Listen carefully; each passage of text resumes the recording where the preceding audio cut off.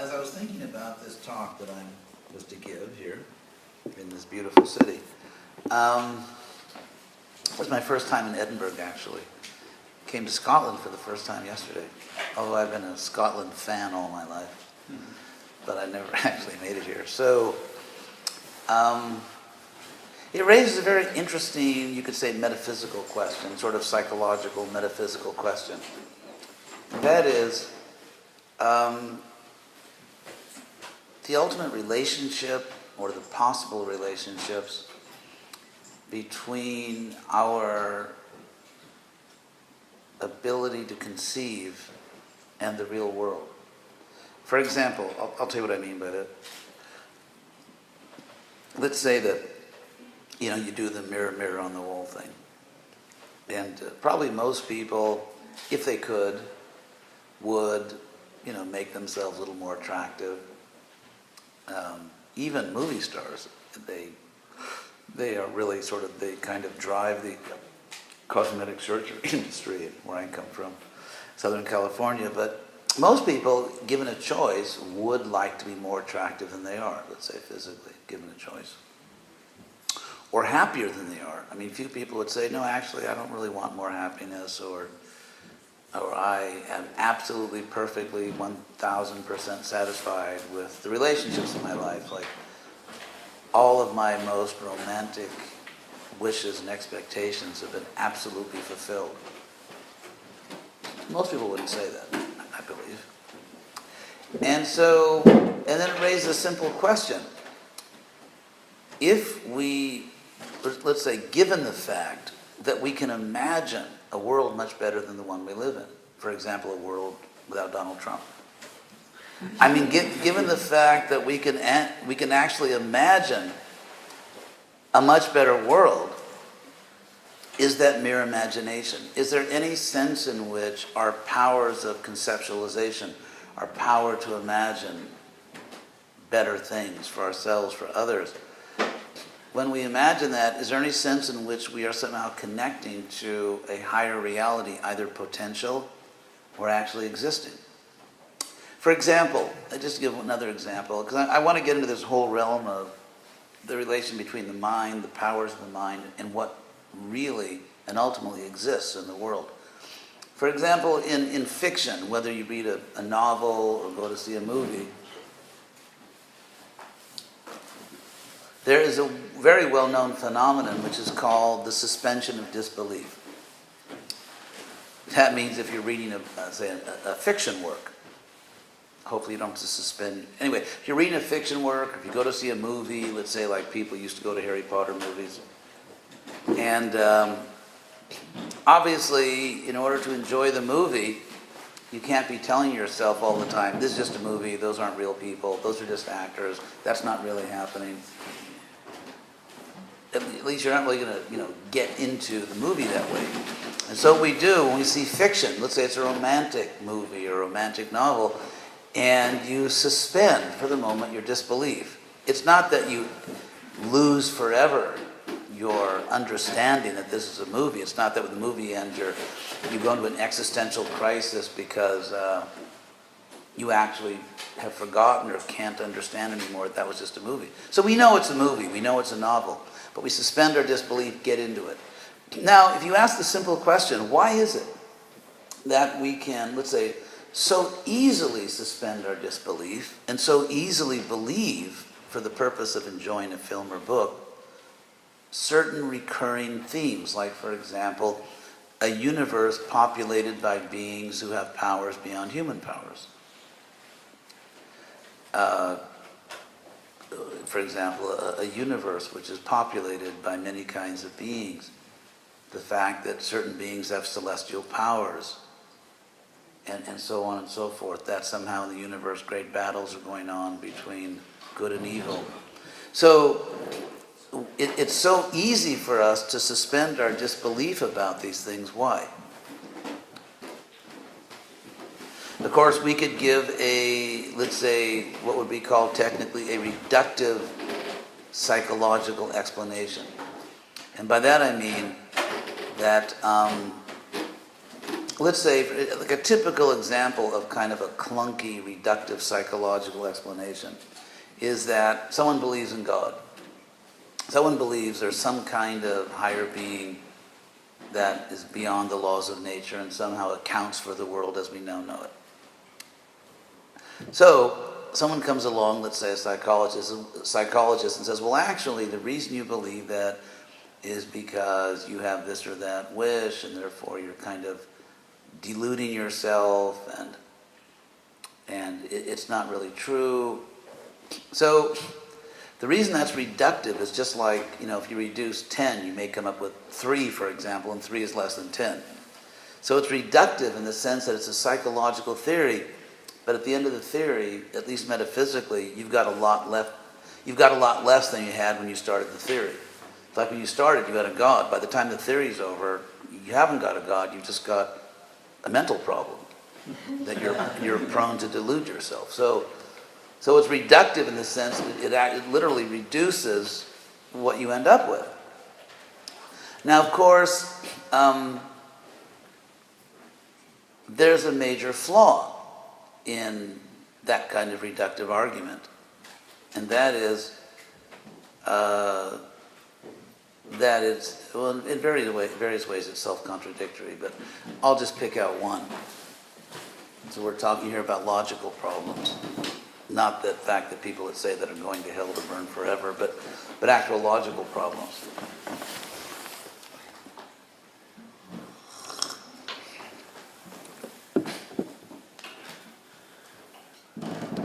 Come in, Toledo.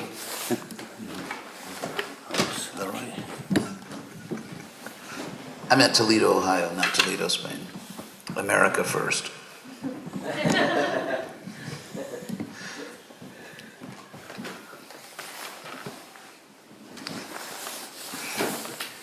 God, what did we do to deserve him?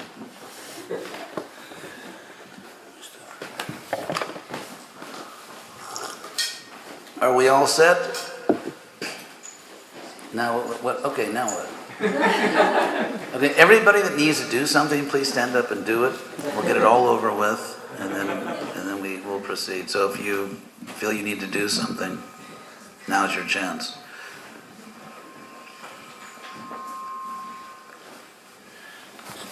Hello.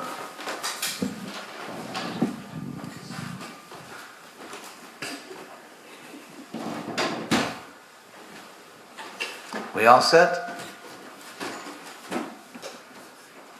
Okay.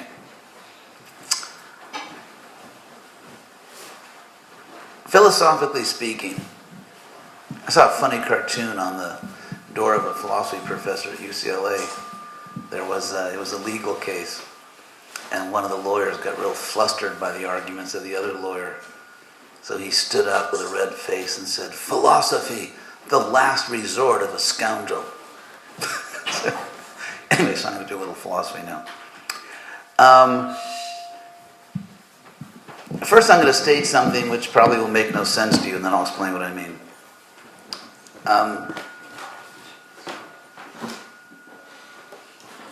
This actually confirms the Buddhist idea that no thing is actually ever truly at rest.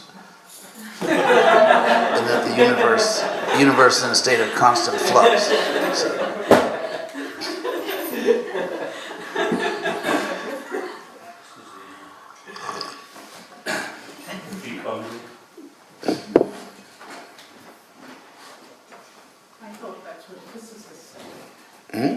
I thought that's what the natural philosophy said.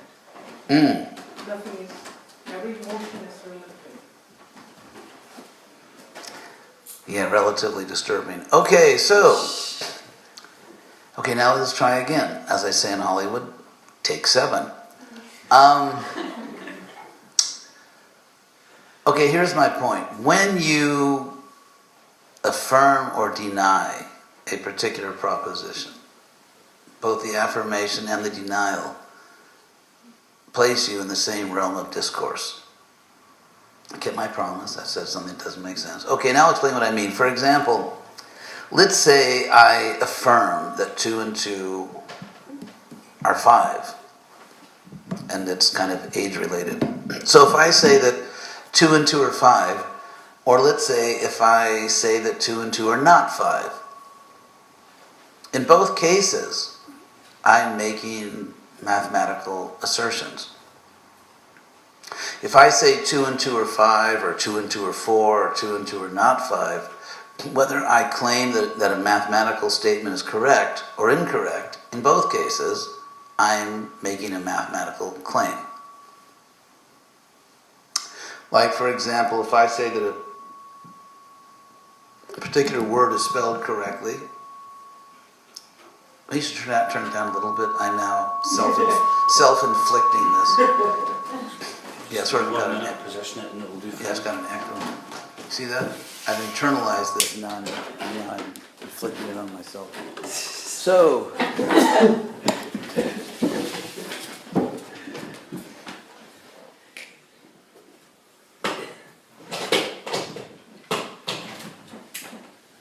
hello out there in philosophy land. Okay. No.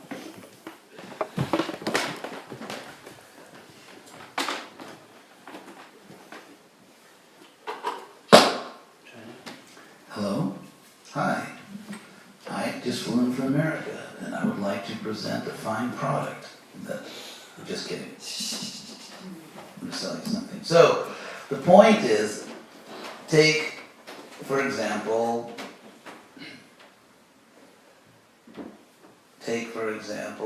history. If I say the American Revolution was fought principally for economic reasons, or if I say the American Revolution was not fought principally for economic reasons, in both cases, I'm making a claim about American history, and of course also British history and French history, since they were all deeply involved. So, that's an obvious point. Whether you affirm or deny a proposition, you're still within the same realm of discourse. Now, imagine a public university. I think it's, in America, public means government. However, in England, it means, in Britain, anyway, whatever it means. Let's say you're in a university. Or let's say I am. I'm teaching a course on Greek mythology. And I say that, anyone here a Greek mythology student? No? Oh, I saw a hilarious bumper sticker one time in Beverly Hills, I gotta tell you this. It was kind of like a spoof on born-again Christians, who I don't mean to offend, but it was just really funny. And because they have these things that say, Jesus is Lord, read the Bible. So I saw this bumper sticker in Beverly Hills that said, Zeus is Lord, read the Iliad. Anyway. So if I'm teaching a class in Greek mythology, and I say Zeus is in fact the god of thunder and rain, and so if you want your crops watered, and you don't want a lightning bolt to strike you down, you'd better pay attention to Zeus and offer him something.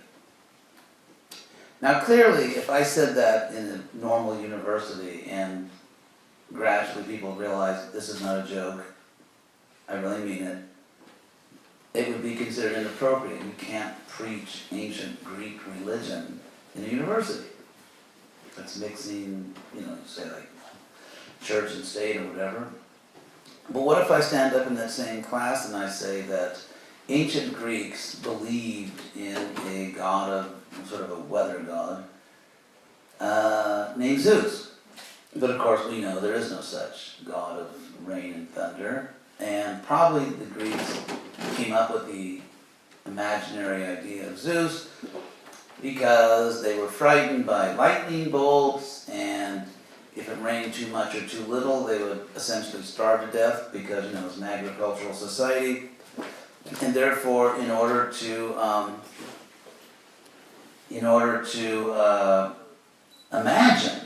convince themselves that they actually had some way to placate the forces of nature for their own survival and flourishing, they imagined, anthropomorphically projected out into the universe, some kind of weather god. Now, college professors say that every day. That's like the normal presentation of Zeus. However, going back to my point, if you affirm that Zeus is the god of rain and thunder, or if you affirm that he is not, if you deny that he is, those are both religious statements. Just like if you say that 2 and 2 is 4, or 2 and 2 are not 5, those are both math statements. Simple point. So to claim that you know that Zeus is not the god of thunder and lightning and rain is to make a religious claim. And of course the obvious question is, how do you know he's not? Like, were you there? Did you? Because to know, the only way you could know that there's no Zeus out there, the only way you could know that would be if you kind of know everything. Because if you don't know everything, if you're not omniscient, if you're omniscient, please raise your hand and we'll exempt you from this argument. So if you're not omniscient, then most things that are true in the universe you don't know. Like we could test you, like how many things in the world's biggest libraries do you actually know? How many things beyond Earth do you know? So since most of us, all of us actually know an infinitesimal, like infinitely small, fraction of all there is to know, on what grounds can we say with confidence there's no Zeus? That could just be one of the infinite number of things that we don't know. So what's very interesting is that we live in a civilization which is grossly biased towards skepticism. Now, skepticism is not just what every intelligent person thinks. Skepticism is a specific philosophical position. It has a history. We can trace it back to classical civilization. It's a philosophical position. It's a metaphysical position. So, to give another example of the kind of mindless bias of our age, because most people can't stand outside their own age and look at it objectively. So one example is the gross bias in the ground rules for teaching about religion. You can deny religion but not affirm it in universities, even though to affirm or deny religion is equally to make a religious claim. Another example of that is that we have a very common expression that we all know, which in English, and you can find in any language, in English is blind faith. Blind faith. Now, epistemologically speaking, which means speaking seriously and philosophically about the nature of knowledge, under what conditions we can justifiably claim we know something, and so on. In serious philosophical terms, to believe something that's not true, or to doubt something or deny something that is true, are equally problematic. For example, what are flat earthers after all? If you believe the earth is flat, raise your hand and proudly stand up. So the point is, despite massive evidence to the contrary, flat earthers simply won't believe it. They doubt something which we know to be true. Some people won't allow their children to take actually reliable medicine because they have this or that religious belief. And I personally have had a few students who died in America from treatable diseases because they made a religion out of natural cures. And they had treatable diseases and would be alive today, anyway. So doubting something, for example, doubting a medicine that can actually save your life, or doubting the earth is round, even though there's evidence. Doubting what is true is just as dangerous as believing what is not true, as Pascal pointed out in the 1600s. Therefore, if our civilization, if our culture was actually balanced and fair and reasonable, we would have two very famous expressions, namely blind faith and blind doubt. But in fact, blind doubt is not a saying in our culture, only blind faith. So if you are in an academic environment, if you you say you believe in something spiritual, even if you have good reasons, people will kind of, that's nice, but like, yeah, I wonder what's wrong with him. But if you're skeptical and say I'm an agnostic or I'm an atheist, even if you cannot provide good reasons for it, it is intellectually respectable. Confirmed.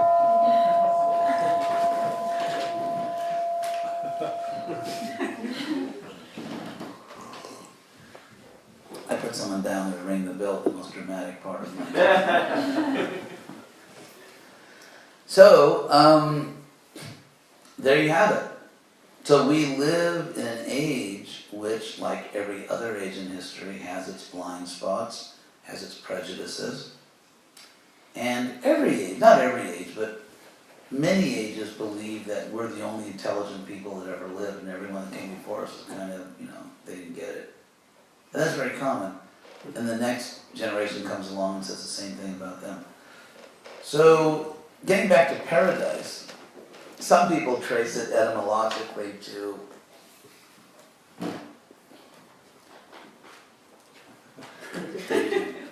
Thank you. That's very reassuring. Some people trace it etymologically to the Sanskrit paradesha. Paradesh means the land beyond.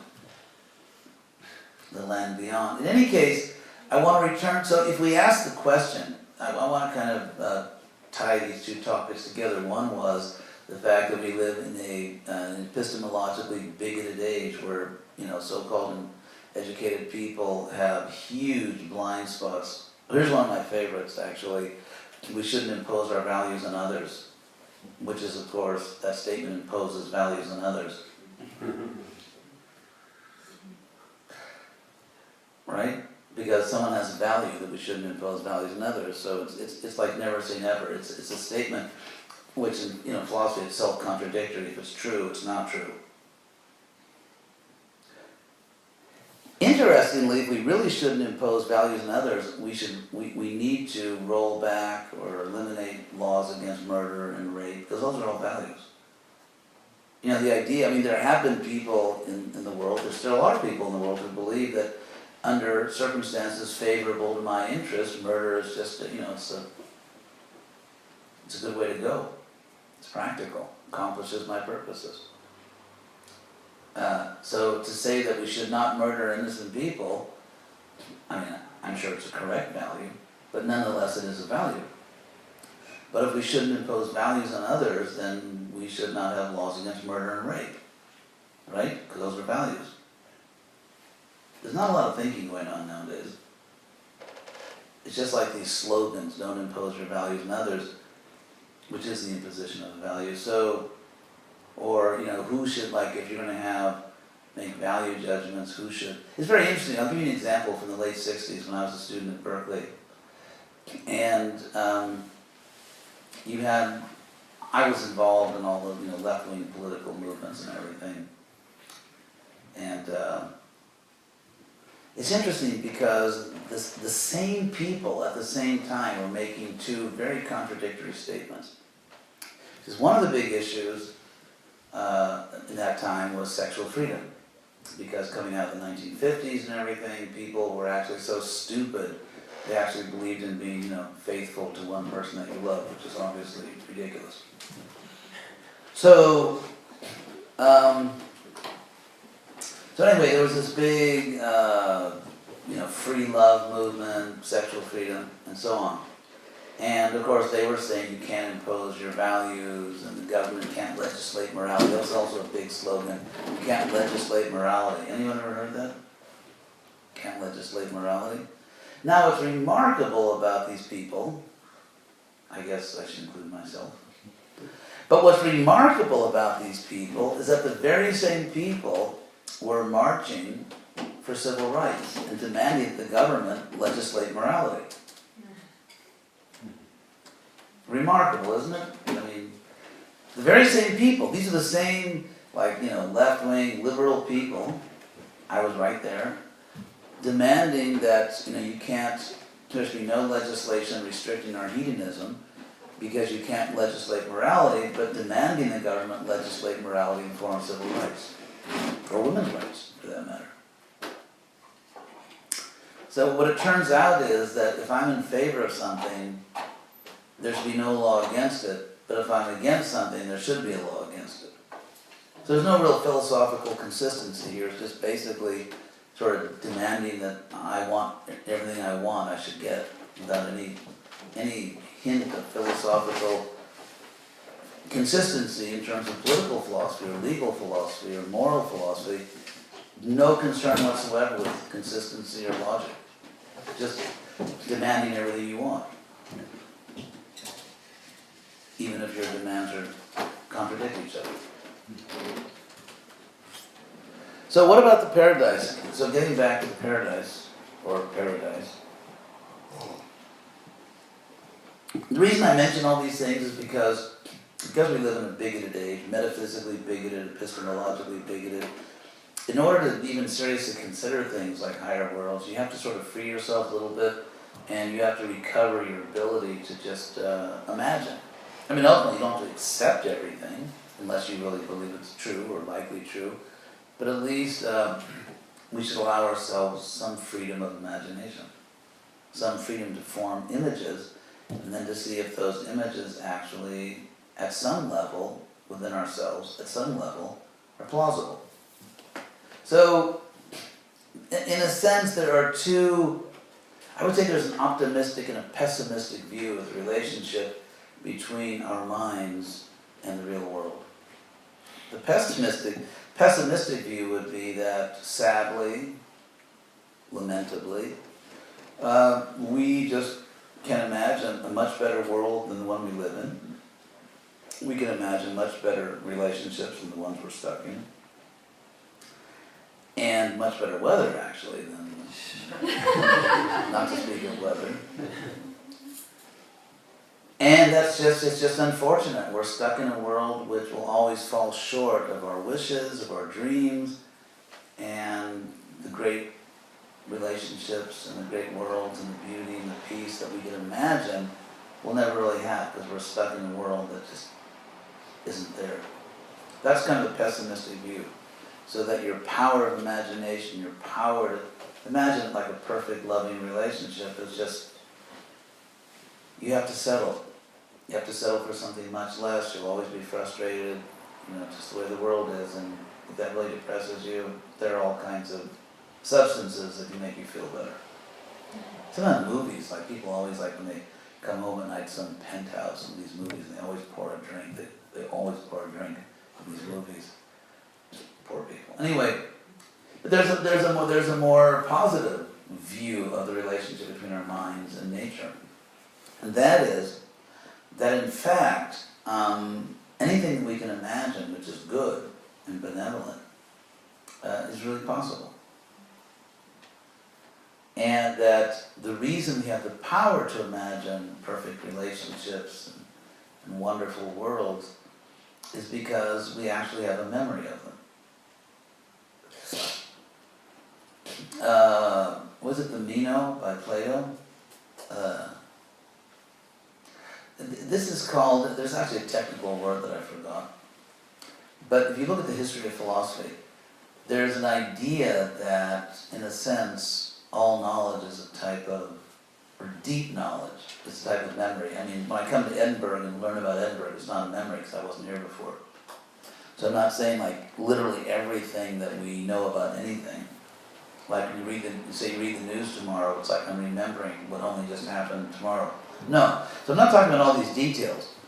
But in terms of deep intuitions, deep understandings of the potential of life, or who I really am, or the life I could have, those deep understandings are actually memories.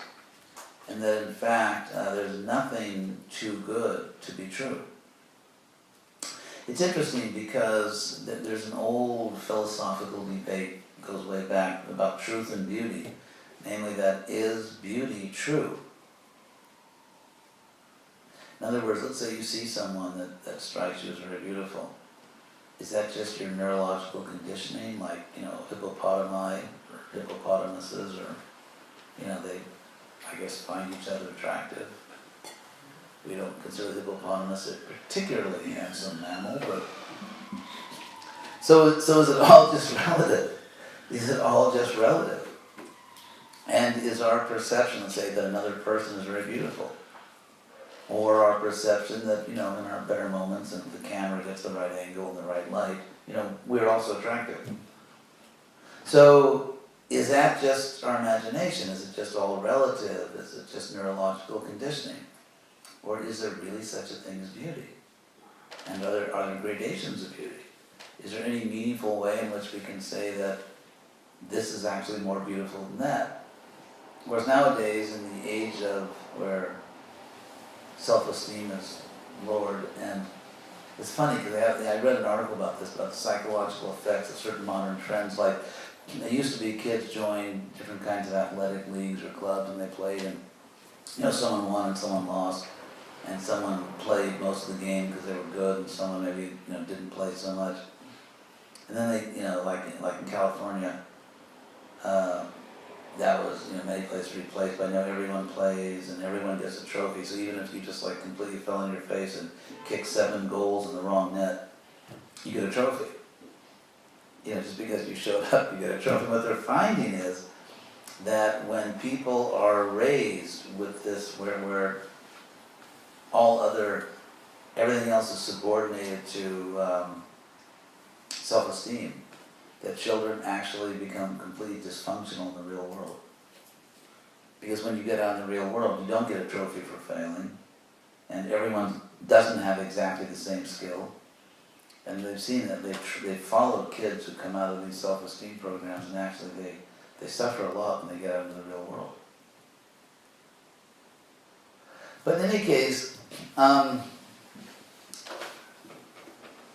asking whether, let's say a paradise, just which roughly you could say means a world where all your desires are fulfilled, everything's the way it should be, according to your best understanding. Is that real? Are there real paradises? Is there real beauty? Is there actually, can it be objective? For example, take foods, for example.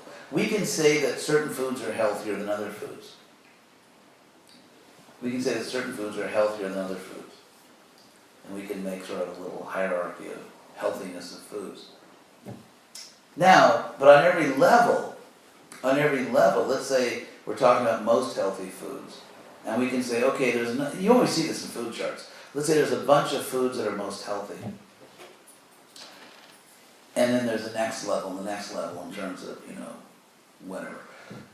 So on a particular level, there is choice, there is free will. So the fact, let's say if we say there is objective beauty in the world, we can actually say that this is more beautiful. It doesn't mean that we're rejecting subjectivity completely. Because people could have their own preferences. I like this type, I like that type, I like the other type. But still, so there's both subjectivity and objectivity. Yes? I don't know if you were just rhetorically asking that question about beauty and self-esteem and all. I get the feeling it's all how you are conditioned. You could call it baggage, you could call it how... You see, the problem with that idea, which is very much the modern idea, the modern liberal idea, I'm not anti-liberal, I'm just... The problem with that idea is the logical consequences of it. The logical consequences are that if really that beauty is not objective, when we say this is beautiful, it ultimately has no ultimate meaning. It's just our conditioning. The consequence of that is there cannot be ultimately an absolute personal reality. Which is also a fact. Cannot be? How will you prove its effect? Generally when we say something's a fact, we mean that we have solid evidence for it. Well, that's modern science, but... Wait. Modern science actually cannot even talk about this topic because beauty is a realm called aesthetics. There's something kind of this, you could call it epistemological imperialism, where what you find actually, if you look at European history, is that whoever had power, and by power I don't mean intellectual power, I mean like gross power, like we control the universities or we control government funding, they tend to be imperialistic. Like when the church controlled the universities, I mean they founded them. When the church has controlled the university, unless you taught church doctrine, you had no place in the university. And that wasn't objective, it was just bullying. And so then when the secular people got their day, so now they do the same thing, they bully anyone. But obviously, if you know, strictly speaking, the limits, the epistemological limits of science, of course you understand that it would be absurd for a scientist to have any opinion on objective beauty and claim it was objective or scientific. Because actually, aesthetics deals with values which are metaphysical, and therefore it lies completely outside the realm of empirical science. It's not even in the same universe. So if there is, let's say, an absolute realm, what if there could be. This is, by the way, Neoplatonism. I mean, Plato, of course, had his influence, but centuries after Plato passed away, and centuries afterwards, he was enormously influential in Europe, Greece and Rome and so on. And there are all these Neoplatonic schools. And one of the teachings of these Neoplatonic schools, which was very popular in the ancient world, they were actually very smart people, and really matches what we're teaching, I have to say, although it comes from India, is that this world is a reflection of a higher world. It's Neoplatonism because it's the idea of, the real object and the reflection, different levels of reality. But so, for example, to give a simple example, let's say you let's say there's an apple tree standing beside a clear, still pond. So the water is clear and still, and therefore reflects accurately, precisely, the apple tree. So you look at the apple tree in the reflection, and on the one hand, it's not a real apple tree. It's just a reflection. You can't eat those apples. On the other hand, it shows you exactly what an apple tree looks like.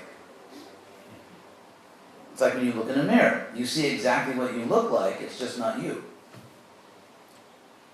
So for thousands of years, people have suspected, or come to be convinced, that the reason we're unhappy in this world, or not as happy as we'd like to be, is because we're trying to enjoy the reflection and not seeing the actual object. This is discussed, of course, in Sanskrit philosophy. They use the term bimba, the image, and pratibimba, the counter-image or the reflection. So if that's the case, then the reason it feels so natural, for example, to fall in love, or that even though most of the time it ends up, you fall in love, all your love endorphins are going wild, and you've finally gone to heaven even while living in this life, and then the drugs wear off and you realize that I'm actually with a human. That shocking realization that I'm with a human. You know what humans are like. So, and yet when we fall in love, it feels so natural, like this is really me, or this is the life I'm meant to have. It's just like when you go out in nature and you see, or just see some natural scene which is strikingly beautiful and sublime, and there's something about it. There's something about it which is so beautiful and so moving that it really, like, I'm made for this. I'm meant to perceive beauty like this. And that in the act of perceiving that extraordinary natural beauty, I really become myself.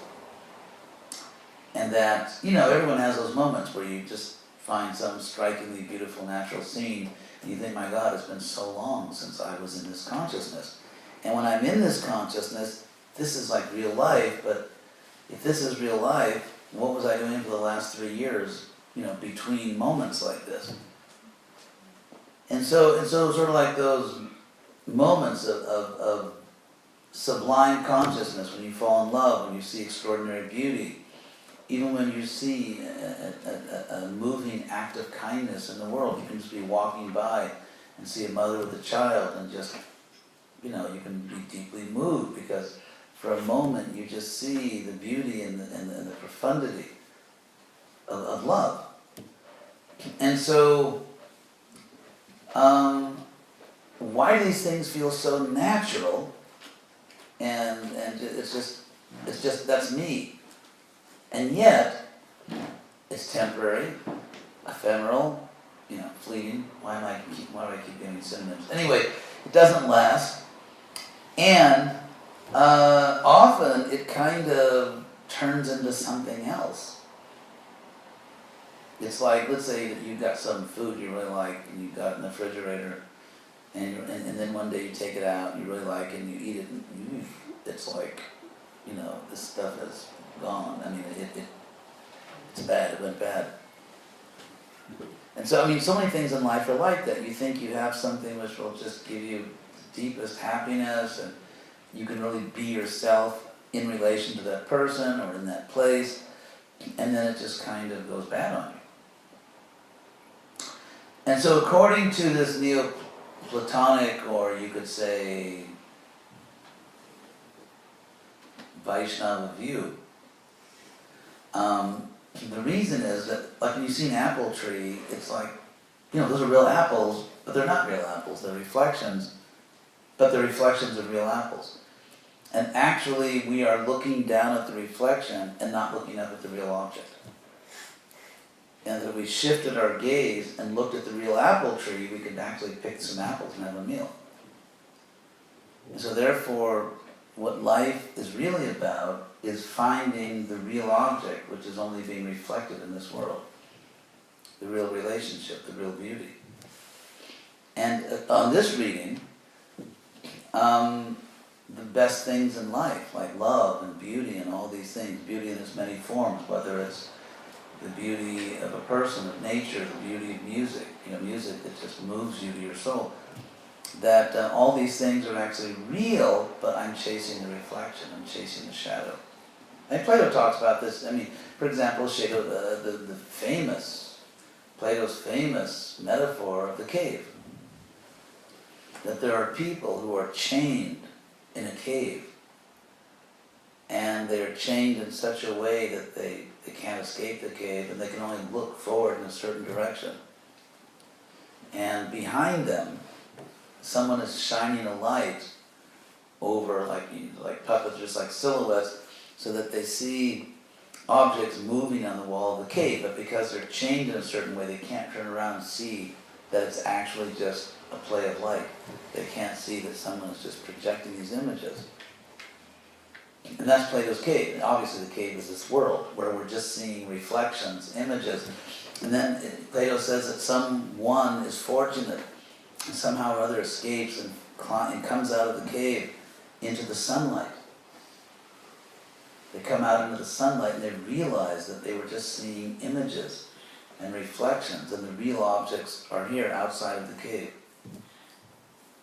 So Plato also says that because your eyes aren't used to it, that when you first come out of the cave, maybe your heart, make it a little spaced out, so your eyes adjust to the light. So sometimes, the idea of spiritual life kind of, can space us out, like, whoa. But, so you can see where Neoplatonism came from. That's the idea that basically this world is a cave. And we are chained by what? By our own desires. Because we're so attached to our material bodies, we are unable to see our real self. We want to make the body beautiful instead of seeing that the person we really are, which is the eternal consciousness inside of us, is actually infinitely more beautiful than anything we could achieve through cosmetic surgery in this world. So it's not a question of, so finding your real self, finding your real life, real love, real nature, real everything, it's outside the cave. So that's, getting back to the idea of paradise, the notion of paradise, Milton, the famous word Paradise Lost, from our point of view, teaching Bhagavad Gita, there's some truth in that. that we really have lost a kind of paradise, but we can regain it if we simply come back to our higher consciousness. We simply have to come back to that higher consciousness. And it's interesting. If I can just say a word on the God thing, the G word. If we look at this from a philosophical point of view, and I would say psychological point of view, because there's people kind of flatter themselves that they hold different philosophical positions when really they're different psychological states. So, granted that if you look at the history of religion, even in Europe, there have been some very dark moments. And we don't have to go down all the list, Inquisitions, Crusades, everyone knows the list. So, there have been some very dark moments, and frankly, some very bad theology.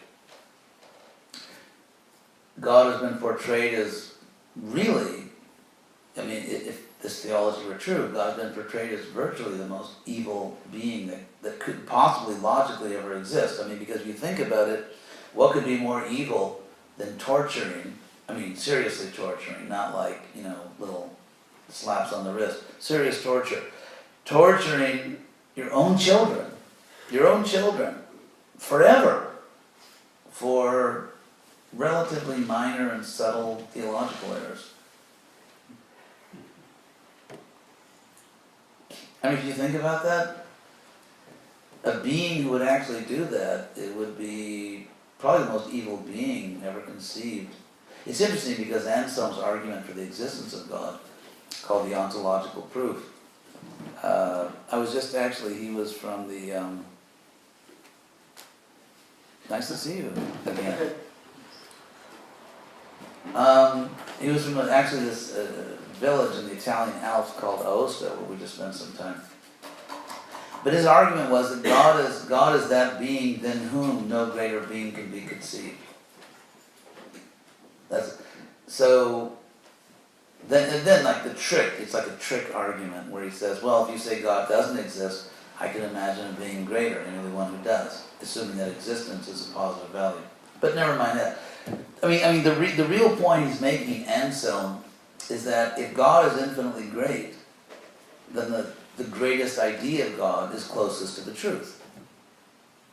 The problem with that for Anselm, although he didn't face it then, because if anyone would have said what I'm about to say, they probably would have been killed. And that is that it's very easy to imagine a greater God than one who tortures people forever.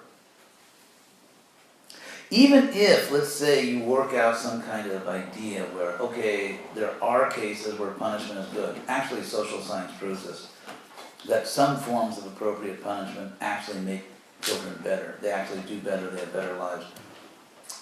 But the punishment, any punishment to be justified, must ultimately lead to greater happiness and a greater life for the punished person. And the punishment should be the least punishment necessary to achieve that essential good. But if you punish someone forever, the motive cannot be to improve them, to help them. It's just torture, with no intention whatsoever to help the person. It's just torture. In other words, it's sort of like pure evil. So, in terms of here we are in the Western world with frankly, a very bad history of religion in the West. The political history is not much better, but there's a very dark, bad set of facts in the history of religion in the West. Obviously there were a lot of really good people, there were a lot of beautiful moments, there were very sincere people, even, you could say, real saints in the West, in Europe. So it wasn't all bad. There were a lot of really, really admirable, sincere, devoted, wise people who, in European religions over time. However, there are such horrible, evil ideas and cruelty that at the present time in the Western world, so-called intellectuals, or people who believe they're intellectuals,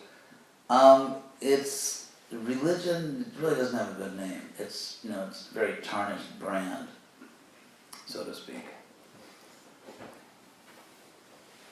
the problem with that, it's a, it's a very well-known principle in psychology, is that if you get stuck in the past, you can't really transcend it.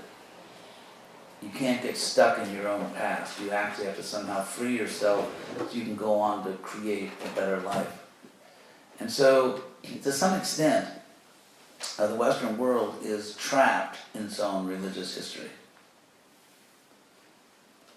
Now, if we talk in dialectical terms, good old Professor Hegel and the dialectic, which is, basically thesis, synthesis. Ugh, oh my God. Did I just say that? Thesis, antithesis, synthesis. Things, the status quo is a thesis, and then something opposes it. And they clash and struggle, and then ultimately something new emerges.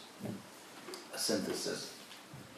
So the real problem, if you want to talk in broad historical terms, that the Western world is stuck like a car with your tires in the mud. The Western world is stuck in the second stage of a historical dialectic.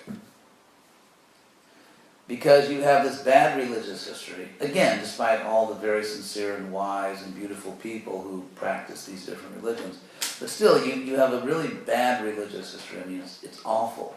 In the center of Oxford, the monument to 3 Protestant theology professors who were burned alive. I mean, that's really not a nice thing to do, burn people alive.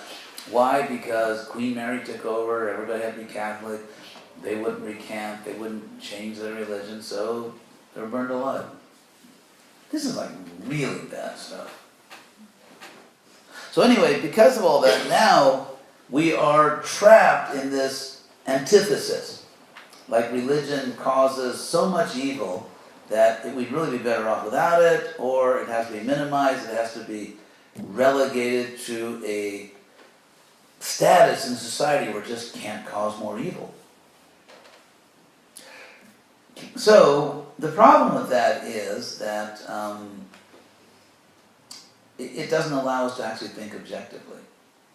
It's like that gentleman Dawkins who, by the way, violates the first principle of serious scholarship, and that is, don't speak outside your area of expertise.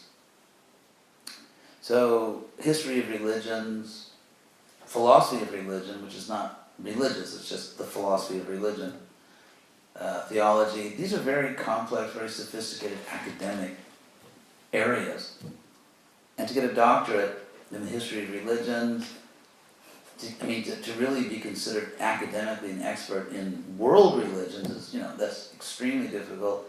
Philosophy of religion, very sophisticated field with many arguments. So for someone who has like zero academic background and all that, to start throwing out generalizations about it, it's actually pretty silly.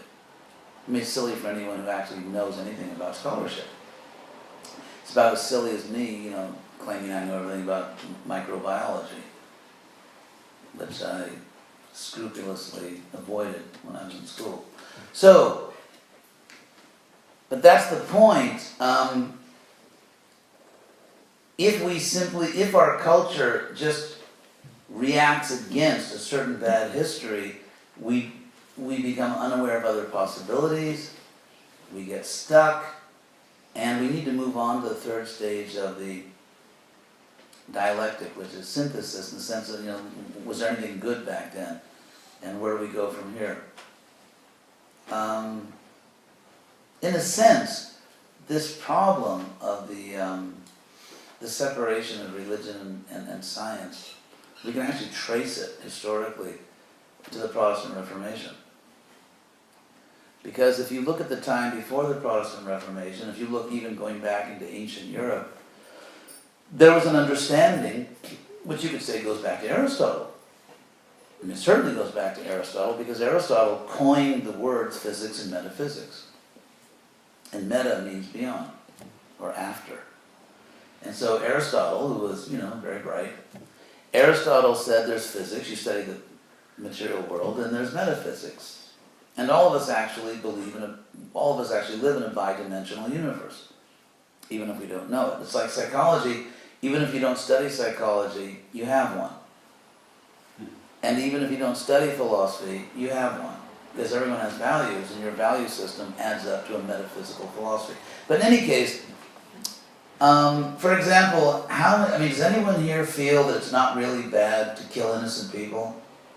Does anyone here feel that, that's just our imagination, evolution simply wired us, we're blindly wired by evolution to think that it's bad to go into a school and kill all the children, when in fact, really, there's no sense in which that is objectively wrong.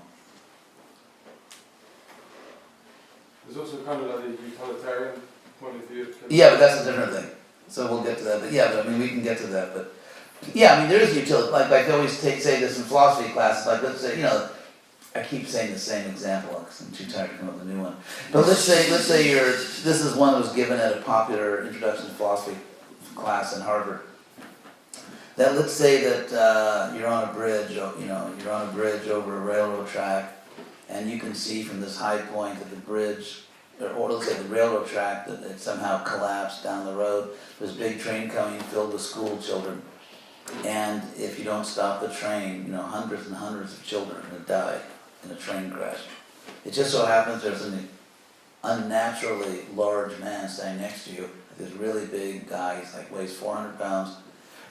And somehow or other, the way he's standing, we're just setting this up in a certain way, right? So the way he's standing, he's leaning over the bridge, you could just give him a push and he would fall onto the railroad track and effectively stop the train. Now if you did that, you will have murdered an innocent person, but you will have saved the lives of hundreds of school children. If you don't do it, the children will all die. So what do? It's something which you can debate in different ways, but what I'm saying is that sometimes there are circumstances which problematize or complicate a moral dilemma or a moral situation. But let's say, for example, you're on a bridge and there's no train coming. In fact, there's not even a railroad track beneath you. And some man is standing next to you. Say a child is standing next to you. And you just push the child off the bridge and kill the child. There's absolutely no good that comes of it. You have actually brought about nothing good or desirable in the world. You didn't save anyone. You just killed someone, an innocent person. So, if it's the case that that's really bad, it's really wrong to kill innocent people, that means that there are two dimensions in the universe. There's a physical dimension, as David Hume pointed out, right? Your guy, Scottish philosopher. As David Hume pointed out, he had some good ideas. As David Hume pointed out, physically or empirically, there are no values. You cannot empirically study the act of pushing an innocent child off a bridge. You can't empirically study that and find anywhere in your empirical investigation evil. It's just not there. And yet, if you claim it is evil, the evil must be, it's a metaphysical fact. So if some things are really wrong, and before anyone jumps up and says, no, I don't think it's really wrong, what if it's your kid? What if it's your child? Would you still say that? So, if some things are really wrong, we live in a bidimensional universe. Take equality.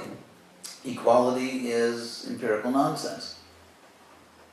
Obviously, you would never base a political system or a social justice system on the notion of equality. You would never actually want democracy, because we're a scientific system. We don't want religion in our laws. Separation of church and state, and the notion of equality is a religious idea. It's a metaphysical idea. It has no empirical basis. It's just like we don't teach, let's say, intelligent design of the universe in our public schools because it doesn't have an empirical basis, which obviously idiotically begs the philosophical question, but never mind that. For now, we're just talking about social attitudes. We don't teach intelligent design in schools because we want science, and that's not scientific. So therefore, we would never want democracy because it's based on an assumption which can never be empirically proved, namely that we're all equal. Or do we want democracy? It's just like that famous statue which appears in different forms of the goddess of justice standing in front of the courthouse, holding the scales, blindfolded, which means no prejudice, no personal preferences, Like I don't know who the litigants are, and therefore I can't favor one. Like, oh my God, one person in this court case is my kid, it's my dad, or no, blindfolded. You don't know who the people are, you just weigh the evidence on the scales of justice. So if you believe that that's the way society should function, that in some very important way we are equal, even if we can't all run the same speed or solve math problems with equal skill, we have very different abilities in different areas, and yet if you think despite all of our differences we really are equal, and therefore there should be justice for all, then you live, and if you also believe we shouldn't kill innocent children, then you actually live in a bidimensional universe. You live in a universe in which there are real objects that are both physical and metaphysical. And so, just one second. So if you live in such a universe, then where's the metaphysical science? I mean, we've already seen, like, in certain dark periods in human history, that if you have no physical science, like, someone's got a disease, you just do some really crazy thing to them. And I mean, two of the greatest composers that ever lived, in my humble view, Bach and Handel, were actually born in the same year, 1685. Bach and Handel were both blinded by this crazy eye surgeon.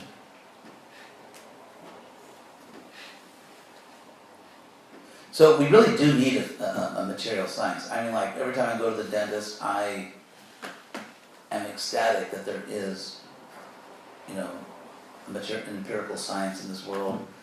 I really love it. So I'm all for, I'm like 1,000% pro-empirical science in its legitimate area. But I'm also in favor of a metaphysical science. Because otherwise, I mean, as dangerous as it is to live in a physical world with no physical science, we all have values. We all believe that there are real objects in the universe which are metaphysical, like values, and therefore where's the metaphysical science? That's really the problem with getting stuck in the second stage of the dialectic. Because in the word antithesis, the prefix anti obviously is a negative prefix. So if you're stuck in the antithesis, like, okay, religion has a terrible history, therefore, never again. The problem is that you are a priori ruling out even the possibility of a metaphysical science, and therefore you're basically condemning human beings to metaphysical obscurantism, darkness, and ignorance, and all kinds of crazy things. And by the way, when you get hungry, if you can't find good food, you will eat bad food.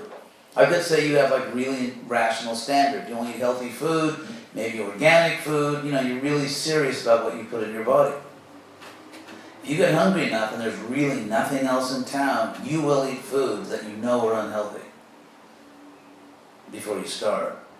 So in the same way, actually, I believe that the sort of like the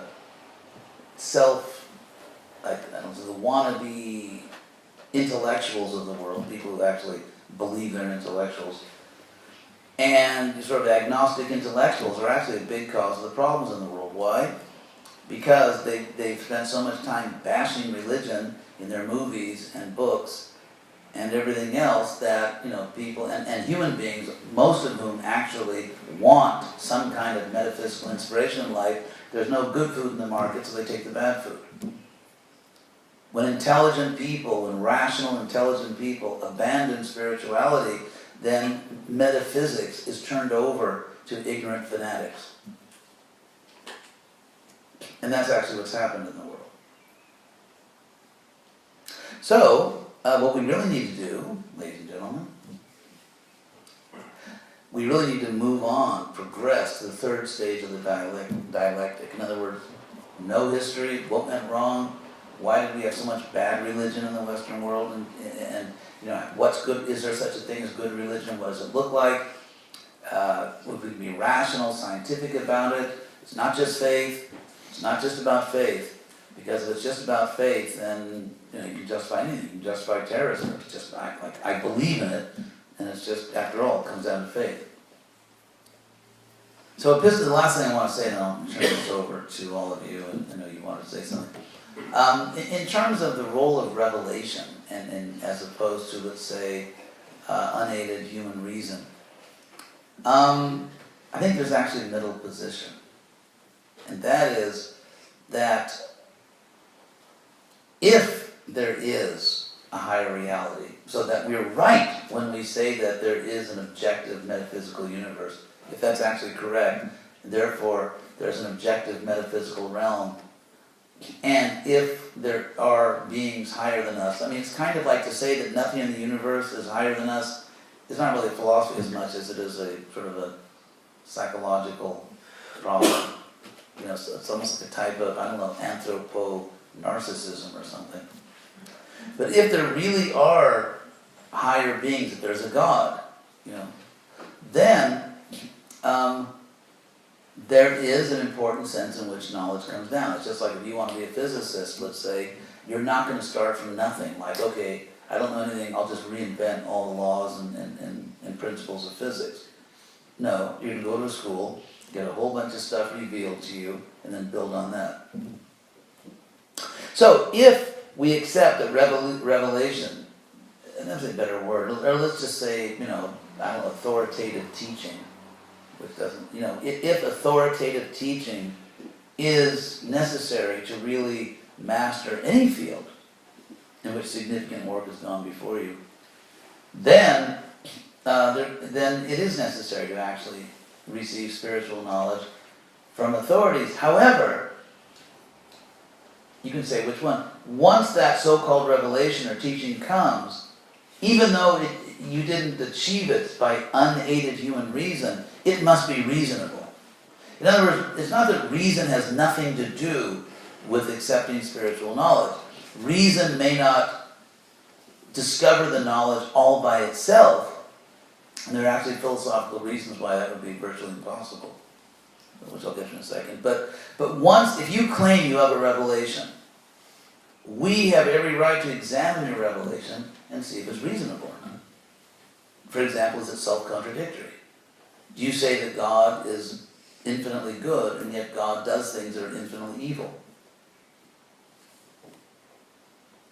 Is God, as John Stuart Mill said, morally inferior to good human beings? If so, your system is useless. So reason plays a role. Because if we say that we need, as Prabhupada said, we need, let's say, spirituality, but also reason, serious philosophy, then they balance each other. And we can't justify fanaticism, irrational metaphysical claims, but at the same time, we don't simply rely on human reason. And I'll tell you why, just the last thing, why unaided human reason virtually has no chance of discovering the highest spiritual truths. And that is that human reason basically searches for logical relationships between things. And ultimately, if you're searching for God in the sort of the typical generic sense of a God, like a creator God, then, or even if you're just searching for the identity of God, himself, herself, themself, or itself, if you're just searching for the identity of God, then your ability to, let's say, study the world, natural theology, to study everything you have around you and sort of work your way back to an accurate conception of God, that would logically require, in other words, it would entail, that somehow or other this world is at the end of a necessary causal chain. What I mean is, let's say you're searching for the cure for disease. So, because we assume that, let's say, people get diseases not because the gods gave them a disease, but because there's just a causal chain. According to the laws of biology, according to the laws of physics, according to everything, that a disease manifested. So what you do is when you say do research in medical science or if you study history, you start with the effect, you start with the fact, namely, this person has this disease, or this war happened, or whatever. You start with the fact, and then you try to trace back the causal chain.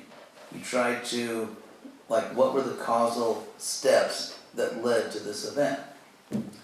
Now, this works if we're not dealing with people who have free will and who are, therefore, cannot be, and therefore their decisions and actions may not be, strictly speaking, deterministic. In other words, it's like this. Actually, I once at 10, I swear to God this is true. I once attended a conference where there was a scholar from, I think it was the London School of Economics, and somehow she got so wrapped up in her presentation that she said, because someone was like, she was arguing against the idea that the material world's not real. And she was actually speaking up on the stage, and she, I think it was on the stage, and she held up a cup. And she said, "Do you think this cup is not real? Now if I drop this cup, do you think it's not going to fall? Why don't we test this?" And she just she was so absorbed in her argument, she forgot where she was, and just, there's a cup filled with liquid, just sort of dropped it on the table, and it shattered, and the water went all over the people next to her, and she was, but anyway, it's just, but the reason I mention that is because, I mean, there are certain causal things. If the laws of nature are operating normally, and I push this cup, it just moves. And we can actually measure, what velocity it'll move based on the amount of pressure I put on it, the friction with the table. You can bring in all the relevant laws of nature and calculate what's really going on with this cup. But if God is an infinitely free being, if God actually has infinite free will, and therefore actions may not be, you can't determine them by deterministic causal chains. And so therefore the idea that you just study everything you can find out about this world and work your way back through like necessary causal relationships to God would only be the case if God was a mechanical being and not an infinitely free one.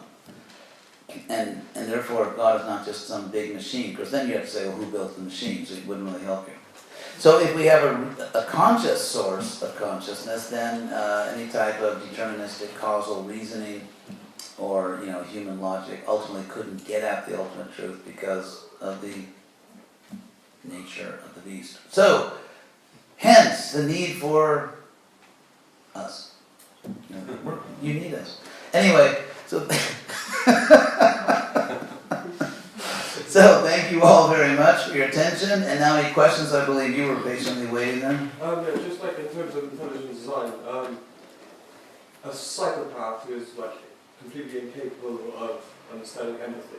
Yes. How would you deal with that? Because they would be on really... I'd probably avoid him.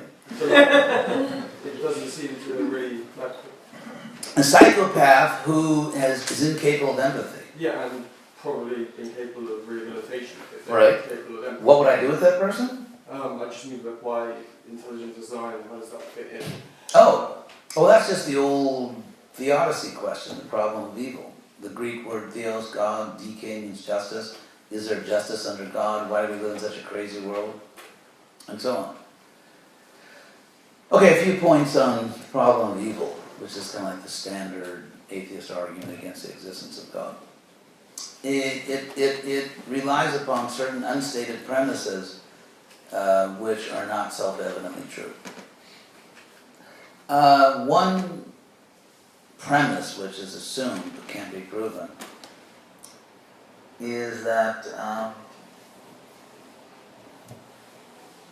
there's ultimately not a greater good, that the evil is not bringing about a greater good, and that the so-called evil or suffering of the world is, well, the atheists have to argue that the amount of suffering in the world is somehow goes beyond that which is strictly necessary to bring about essential good.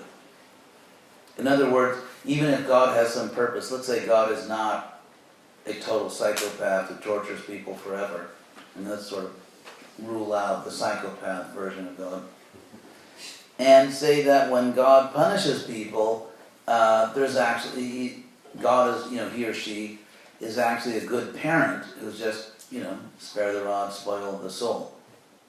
Now, of course, this would, rule out also, not only would it rule out a psychopath God, it would also rule out the idea that, creation ex nihilo, creation from nothing. Interestingly, I actually heard this lecture by an Old Testament scholar, a professor lady who teaches at Yale University, and she was making the point that if you actually read the Old Testament, like seriously, the Hebrew language of the Old Testament, it doesn't actually teach creation ex nihilo, creation from nothing.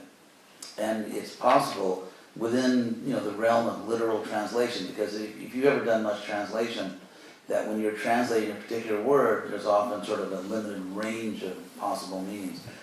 That you could legitimately translate the Hebrew of the Old Testament to say that when God creates the world, he's actually using pre-existing materials. And those pre-existing materials could include us, souls, the metaphysical materials. But in any case, so if this is not our first life, if we are actually eternal, if, as Krishna says in the Bhagavad Gita, we've always existed, then it's logically possible that we are suffering due to acts that we ourselves performed in the past. If this is our first life and we're created from nothing, we absolutely cannot be morally responsible for our suffering, at least if that suffering does not correspond to any clear misbehavior in this life. So that's one thing. But then if you say that, well, it's not possible. I mean, we see suffering so bad, there's no way that could be the minimum punishment necessary to bring about an essential good. It's like if you go to the dentist. If you go to the dentist, you assume that, the dentist is like a civilized human being, and therefore if the dentist, let's say, has to perform a procedure on you, I'm just talking about that. Anyway, but let's say the dentist has to perform a procedure on you, you assume the dentist is going to do it in the least painful way. What if you find out that the dentist performs the procedure, it's very painful, and then you find out there was actually a much less painful way to do that, but the dentist is just like, no, it's too much trouble, I'm just going to do it this way. Like, you're going to be in excruciating pain, but I kind of wanted to see what happens if you do it this way. I mean, obviously, we would consider that dentist to be a, not only an incredible creep, but someone who is morally unqualified to be a dentist. So therefore, in general, it must be the case, in order to accept someone as a worthy moral agent here philosophically meaning people that intentionally do things, it would have to be the case that dentist, or God is dentist, it would have to be the case that God is actually inflicting the least possible suffering on, let's say, his children, to go into that area, on his children in order to bring about an essential good. Now, people will say, well, that's not possible, but really. Like, for example, consider cute little next life baby Hitler. Let's say all this is true, there really is karma, reincarnation, so Hitler takes another birth. And let's say in his next life he's actually a cute baby, because, all babies are cute, at least to their parents. And of course, the other relatives have to say it's cute or get in a lot of trouble with the parents. So let's say he takes birth as a cute little baby, and then some philosopher comes along and says, okay, this baby now is suffering, this baby could not be morally responsible for what he or she did, or what is suffering, but what if that was Hitler in the last life? So, therefore, in terms of the suffering in the world, someone may just say, I don't believe in reincarnation, I don't believe in karma. Okay, it's a free country, you don't believe in it. But you haven't really presented a logical impediment. You haven't really shown that in some way it's just on the face of it, it just logically couldn't be that way.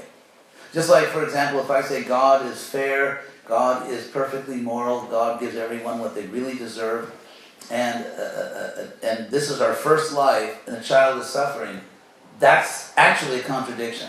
That is logically a contradiction.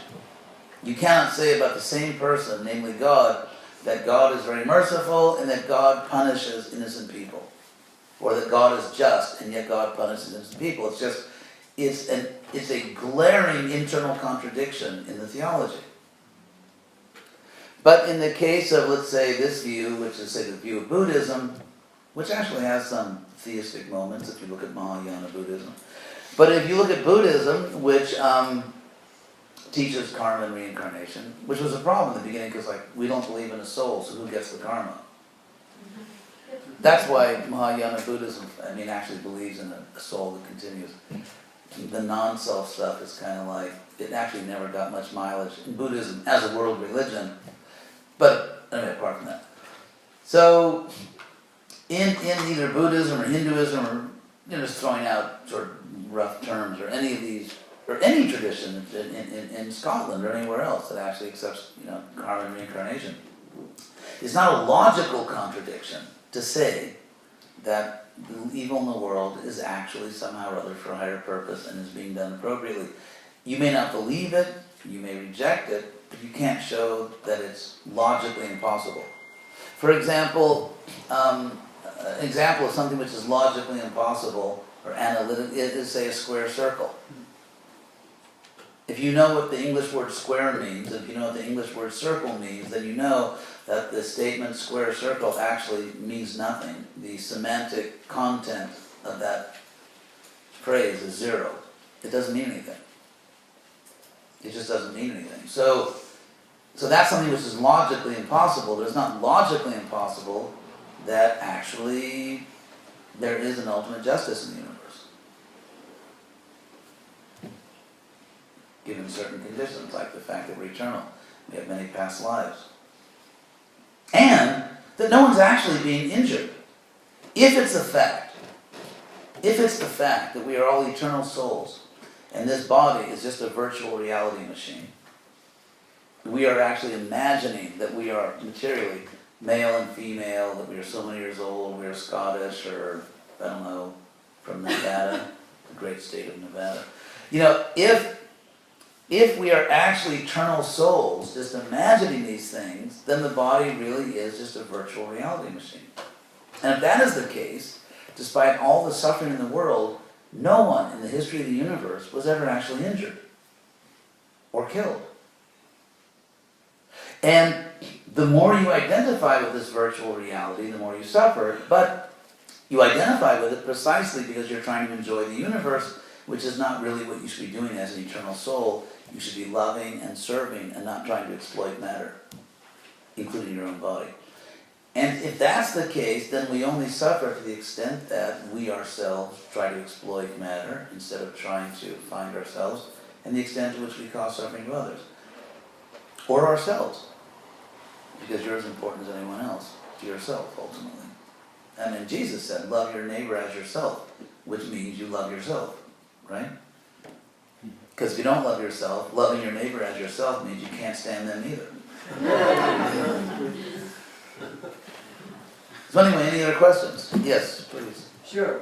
So you say we need a physical science and a metaphysical science. So with regards to the first bit, right, if I make a claim like the cat's on the map, then I need a methodology for finding out whether that's true or not. So I can flip a coin, or I can try and channel, or I can go next door and check and find out whether the cat's on the map or not. The great thing about us identifying the third way as being the most reliable is we've got a method, right?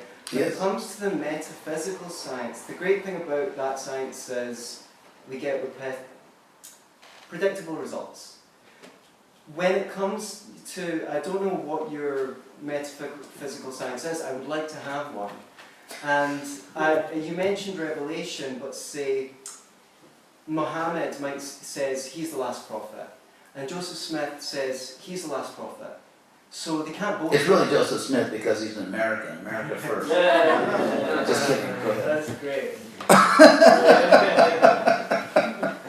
So revelations can be mutually contradictory. Okay. Yeah. So yeah. we would like to have a metaphysical science that gets us as reliable results as our physical science does. Right. So what is the methodology that you would suggest? Very good point. Yeah, that's like a really good articulation. Thank you. Of a sort of a perennial objection to the claim of a metaphysical science. Yeah, but it's very good, and you stated it very well. Yes, in fact, you didn't really object, but you did state it very well. So, it's a good question. And it's a question that has to be asked, and if there's not a good answer, then you don't have to buy all the fine products and services which I brought here. So, kidding. So, okay, you go and you look at the mat, and there's the cat. Right. So I think really the essence of getting at the answer to your question is that we have to move beyond the, I hope I'm not offending anyone, but low religion to a higher religion. I'll say what I mean by that. I don't mean like this religion's high and that religion's low. What I mean is that in every religion, really, you will find philosophers and theologians who are, reasoned, and you'll find fanatics or dogmatic people. And so, I'll give you an example. Take Muhammad as the last prophet, the seal of the prophets, as they say.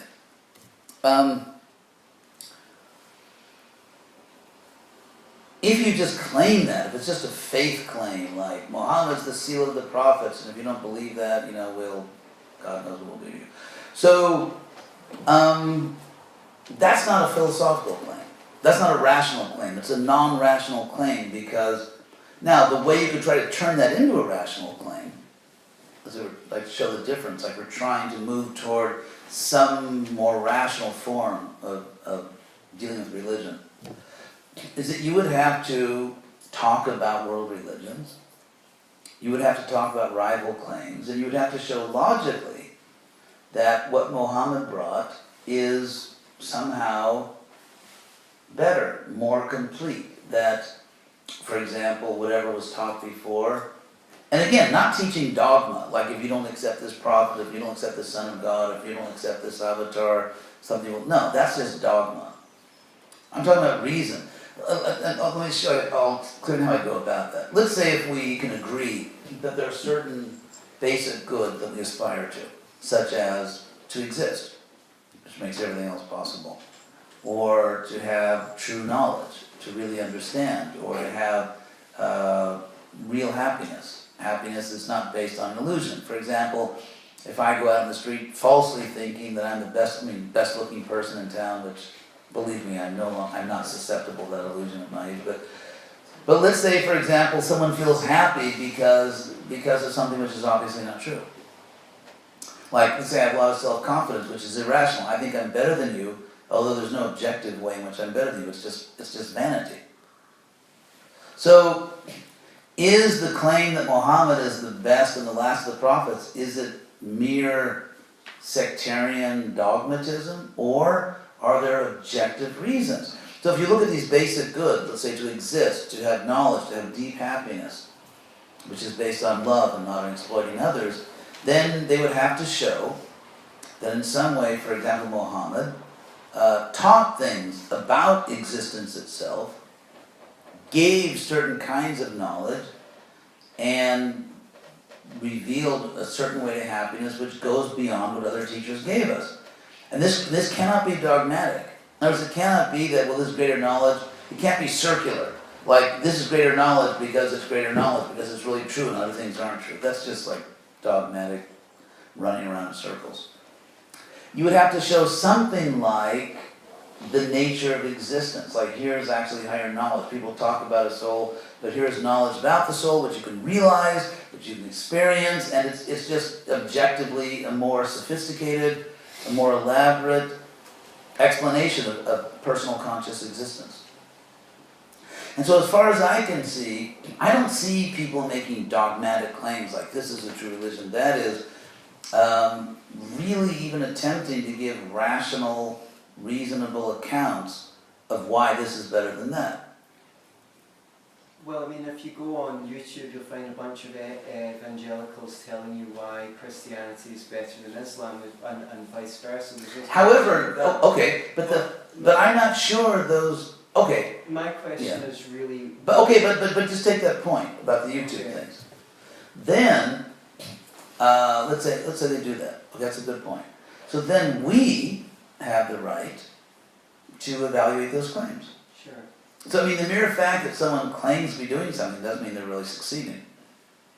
But at least even if they're trying to show Christianity is better than Islam, at least we're in a realm where we can debate, we can talk. You're not saying that, well, it's true because it's true because this is the real. You're actually, as soon as you try to give reasons, at least you maybe unwittingly, got yourself into a realm where other people can give counter reasons, and maybe we have something like a proto rational discussion.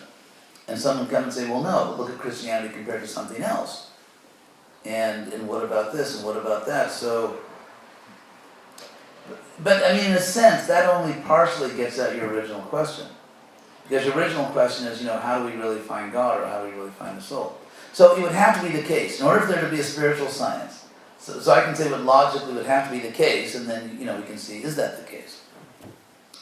In order for there to be a real spiritual science, it would have to be the case that there are certain objective spiritual facts, which could involve souls, it could involve some kind of God, acts of creation, processes for liberation. Let's say those things would have to be objectively real in some way. And God would have to be disposed in such a way that God wishes, let's say that his children or whatever, be intelligent, not stupid. In other words, just like, for example, I was born in a very nice family. In our family, at least, education was like, the greatest sin was not to pursue your education. So if there really is a God who's benevolent, let's say a God who's not just neutral, like doesn't really care about you, but a God that actually is benevolent, literally wishing the good for you, then in that case, God would, if knowledge is a positive value, it would be God's wish that you know God, or it would be God's wish that you know the nature of the universe, in a general sense, or the nature of yourself as an eternal being. And so, if there are objective facts, and if the person who, in a sense, controls access to those facts, wishes that those facts be known, and then if there is a soul on earth, me or you or whoever, who wishes to learn that knowledge and actually have real knowledge, not faith, not believing in some dogma, but to actually come to a state of consciousness which we can objectively say is a state of knowledge. So if those three things are there, namely the facts are there, actually more things.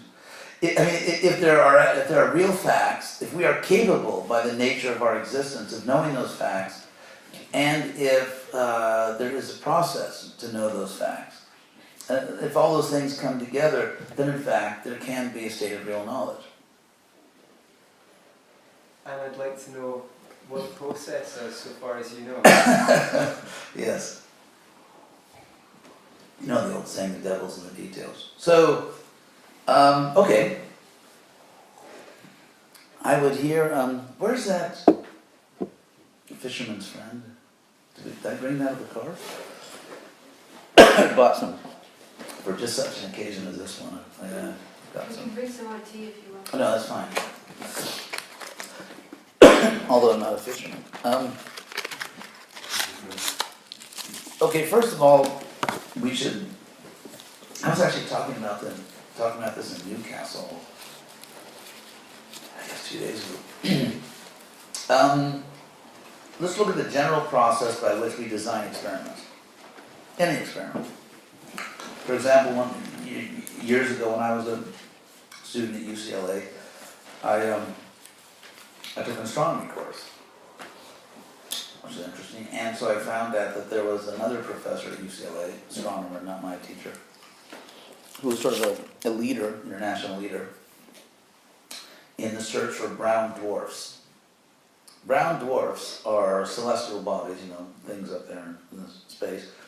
It's kind of like they're wannabe stars that didn't make it, like you want to be a professional soccer player, but you didn't make the cut. So there's a certain process, according to modern astronomy, there's a certain process by which, matter sort of self-combusts and somehow becomes a star.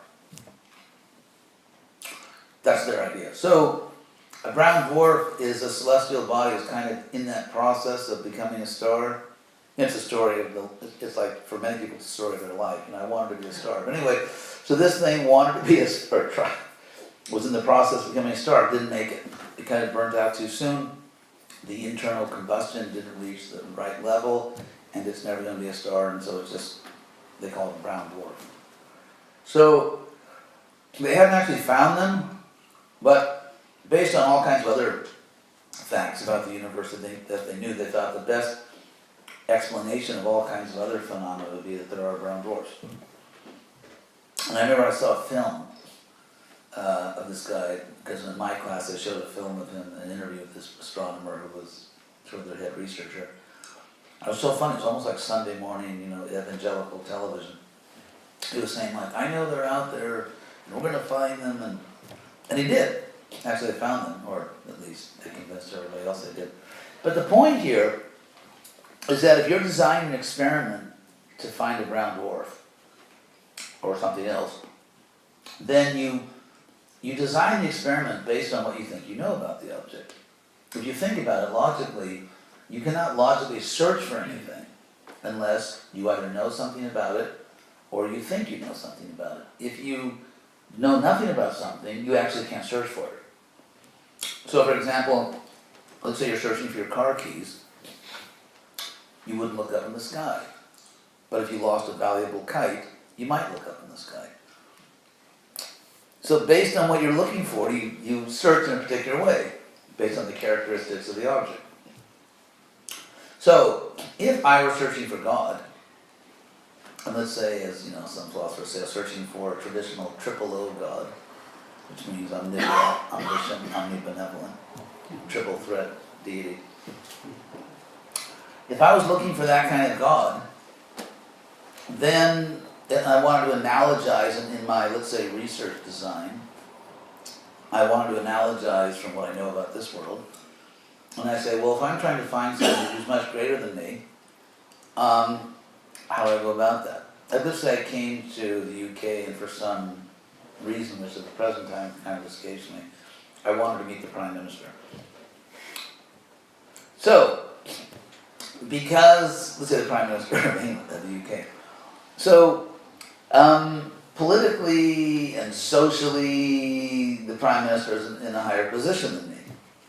And so therefore, let's say the government of the UK, if the government of the UK really decided they need to talk to me for some reason.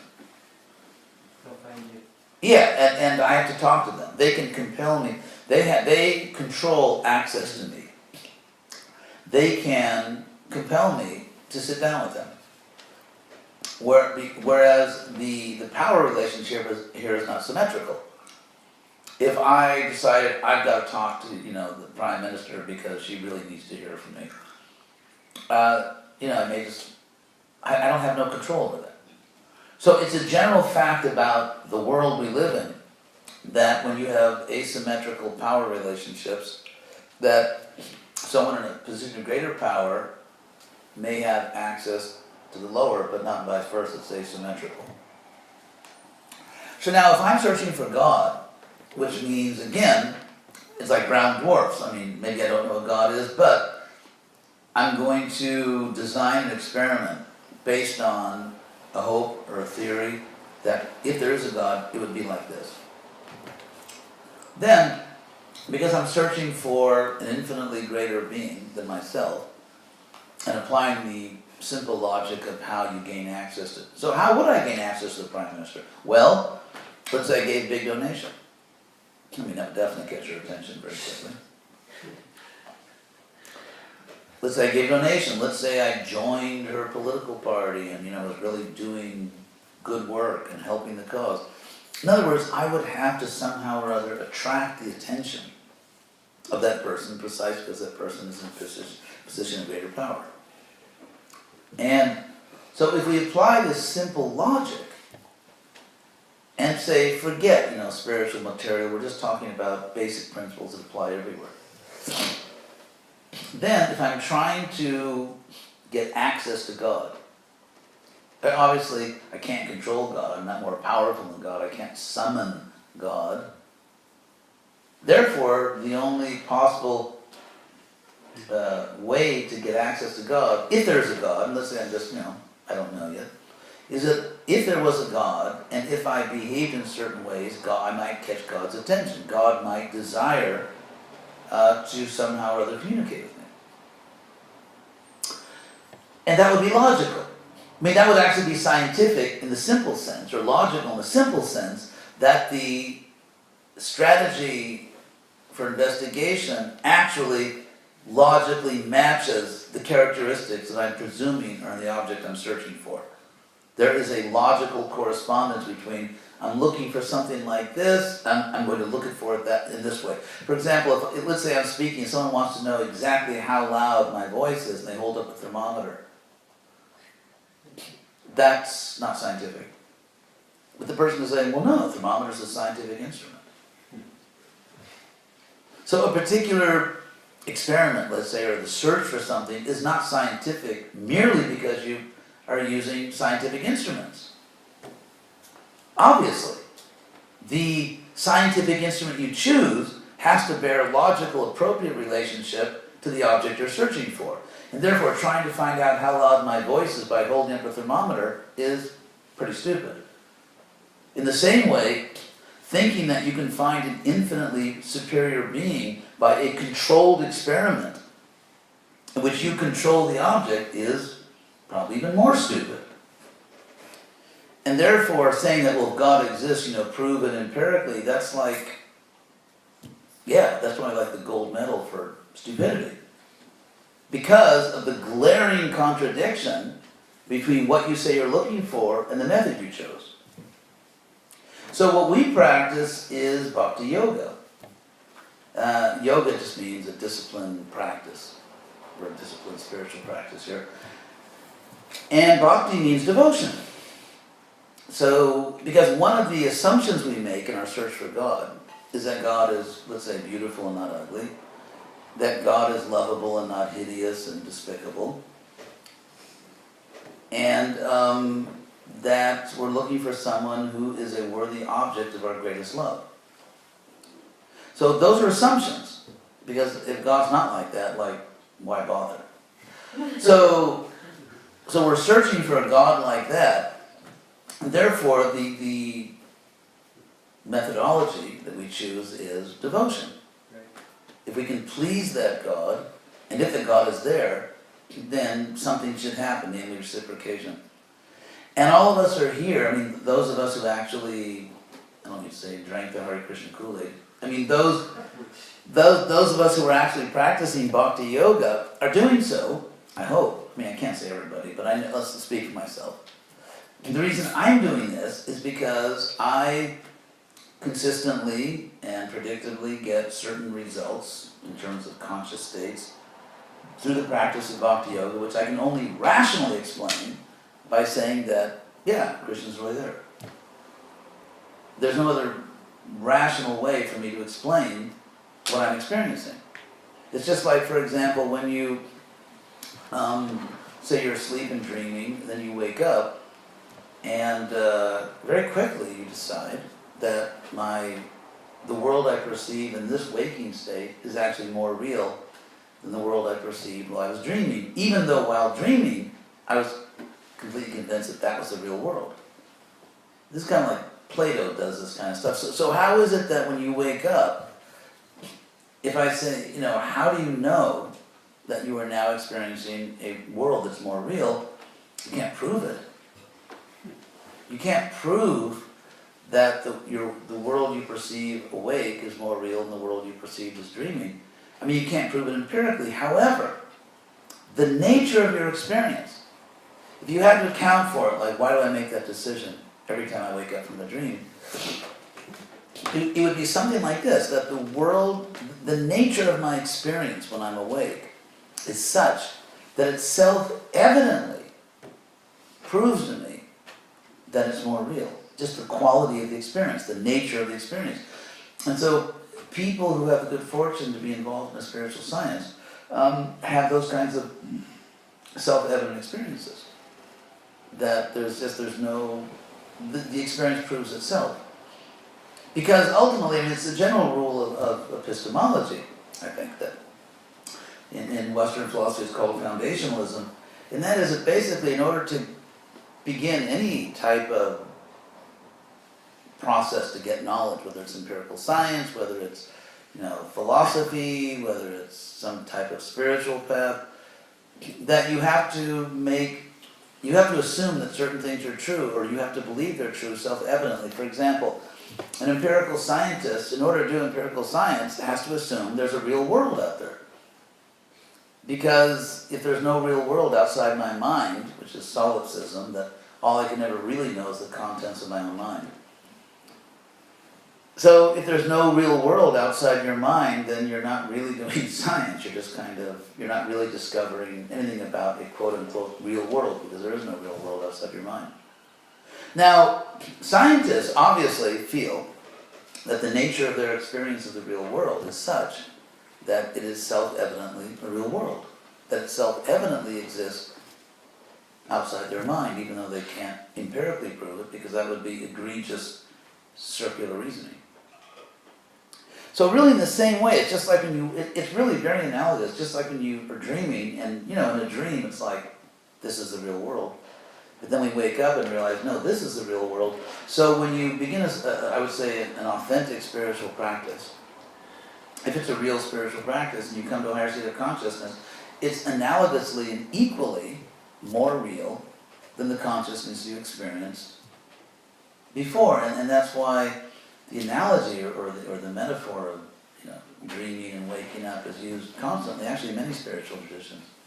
As far as what you brought up, the sort of self-nullifying or self-contradicting many religions of the world, I think that the idea that there's so many religions out there, and they all claim they have the only way, and they all contradict each other, is something which is only believed by two groups of people, namely religious fanatics, pre-philosophical religious fanatics, and number two, people who may not be religious fanatics, they may not believe in anything, but they've never actually studied world religion seriously. Because when you do study world religion seriously, you find that despite what the fanatics say, religions have a tremendous amount in common. And it's the fanatics who don't know that. It's just like, let's say you have two kids, and the kids are fighting, and let's say the mother or the father comes and says, come on, like your brothers, your brother and sister, or sisters, whatever, and we're all the same family, and you don't have to fight like this. So even though in the heat of battle, let's say, these people may think, no, I hate you or I want to fight you, but from a higher state of consciousness, the parents can see that this is artificial. You really, ultimately you actually love each other, actually you're siblings, and so it's really the higher, and Krishna talks about this in the Gita. Krishna says that in higher consciousness, he's talking about higher material states of consciousness, in what we would call the mode of goodness. When consciousness is truly virtuous, you see the oneness of all beings. You can actually see that. Whereas, so you can see like men, women, people from different countries, races, even different species, it's all life. Whereas in a lower state of consciousness, people can't see the unity, can't see the oneness of all life, and just think that people are just radically, fundamentally, irreconcilably different. And so Krishna talks about that, this thinking that differences are irreconcilable, and it's just a lower state of consciousness. In higher states, you see the unity. If the people fighting would only see it themselves.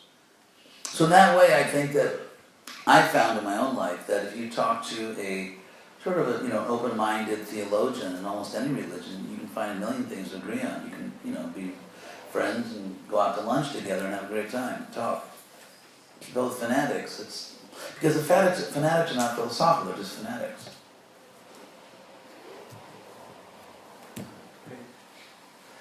So, thank you all very much.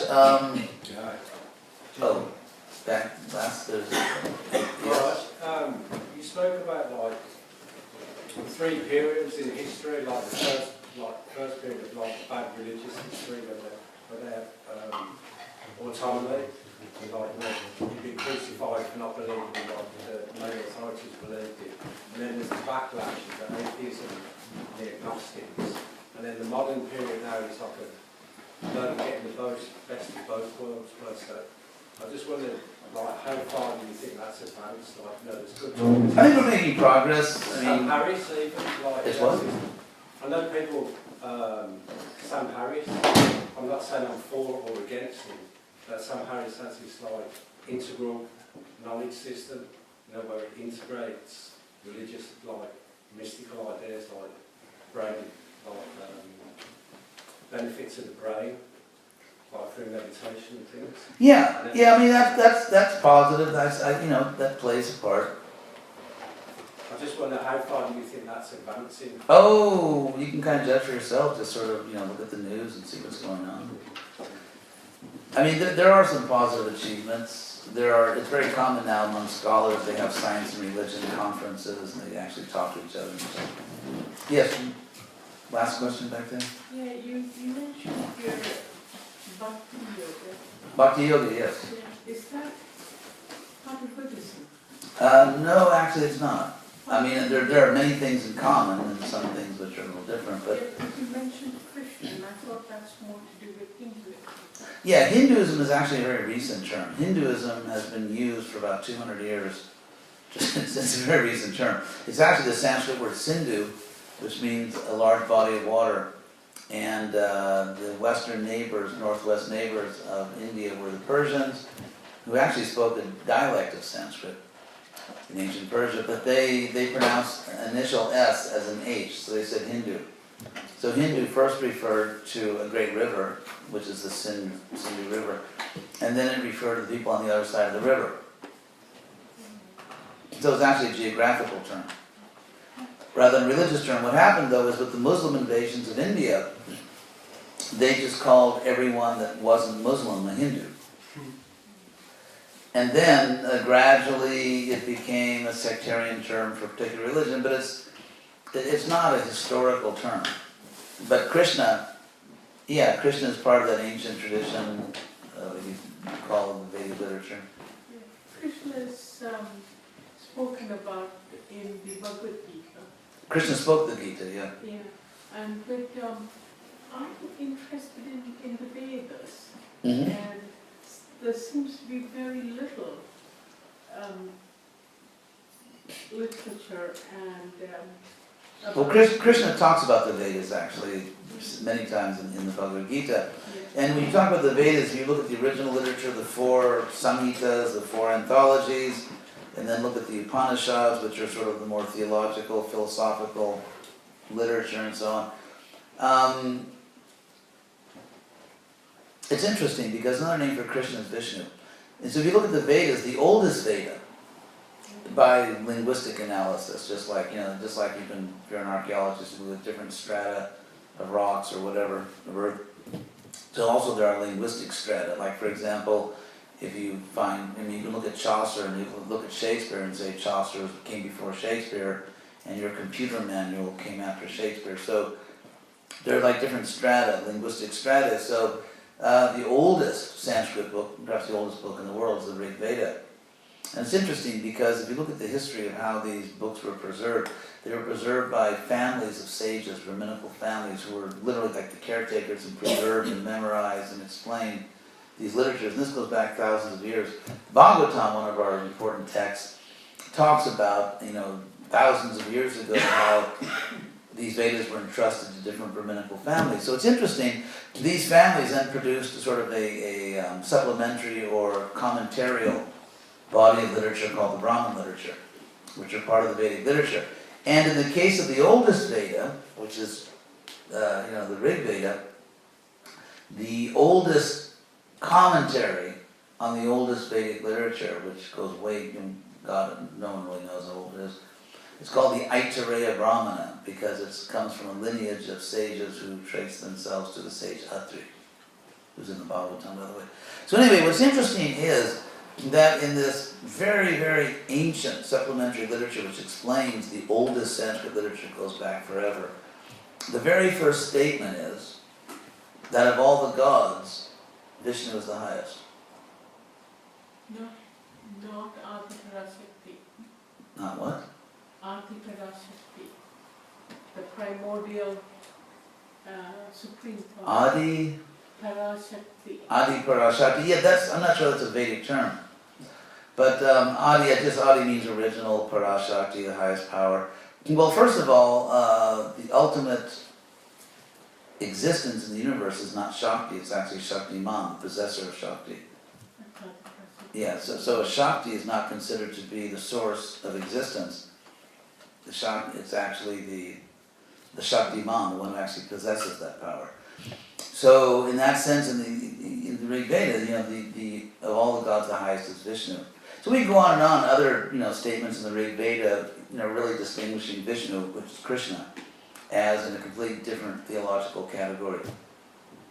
So, and Krishna himself says in the Bhagavad Gita 15:15, you see on the Gita thumper, in the Bible thumper, that in the Gita 15:15, Krishna says that by all the Vedas, I alone am to be known. So Krishna identifies himself as the ultimate object of knowledge of the Vedas. So with the Bhagavad Gita, we're on, pretty firm ground in terms of that tradition. Well, one more question on Tamil. Tamilians claim, because Tamil is a Dravidian language. Yeah, from Tamil Nadu. And Dravidians were there in India long before the Aryans invaded. Actually, that is sort of a 19th century theory. There no longer is an Aryan invasion. It was actually based on, what was his name? Mortimer Wheeler, I think. He came down in the 19th century. He worked for the British Empire, and he did excavations and found the ancient cities of Harappa and Mohenjo-daro in northwest India, and he found one gravesite, or just one cadaver, like a skeleton, in which someone had apparently been injured. So literally there's one skeleton. I think in Scotland, some people actually die of injuries, right? Has that ever happened in Scotland? So he found one skeleton of one person who died of an injury. He said, well, this must be that, he was defending the homeland from the Aryan invasion. So the whole Aryan invasion theory was kind of a fantasy, which scholars no longer accept. And the reason they came with that theory is because the British Empire, they always wanted to give sort of like a gentlemanly justification for what they were really doing to other countries.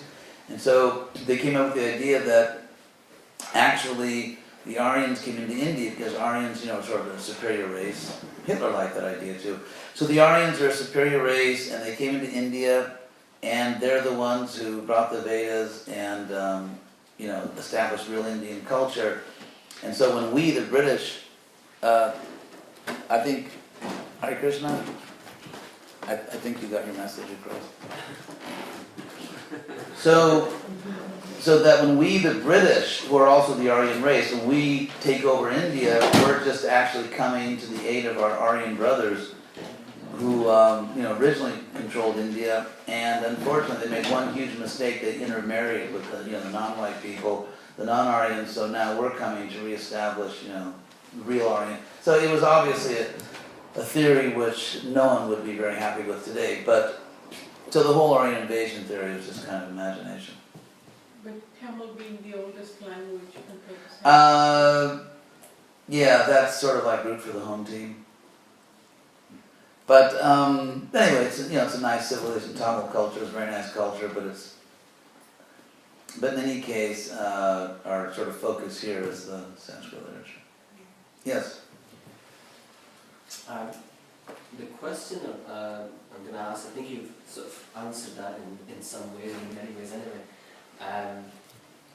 But I would like to say that the talk that you've just given is, for me at least, based on what I consider to be rational, based on what I've received so far, is one of the most interesting and well put forward cases, when it wasn't even actually a case that's been put forward actually. But it was so amazing actually. I really enjoyed that. Thank you. But one of the things you said that essentially, like a lot of if you look at the actual really theological side and the philosophical side of the religions and how they are similar. I came from a Muslim background, and although I don't really practice any religion anymore, I remember my aunt, my dad's sister, she just recently told me, she said, my granddad, who was a practicing Muslim, she said sometimes when some of the Hindu religious programs would come on radio, he would get her, well, she was young, he would get her to sit down and listen, and he would say, this is also a true religion.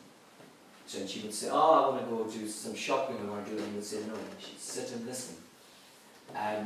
Which I thought was very interesting, because obviously, like, based on, nowadays, the way, things actually run, this is not really exactly like a case that we put forward by many people. But in terms of the metaphysical traits, would would you say like they are subjective? Because like some of the shamans that would believe that, you know, by drinking some of these hallucinogenics and connecting to the higher spirit of the mother ayahuasca or the grandmother of the earth, they call it, or the people that would say, well, you run around in the drum beats in a circle in a trance dance. Yeah, if we look at those traditions, which you can observe many places in the world, in the Amazon jungle and Africa, I mean, many places you observe those traditions.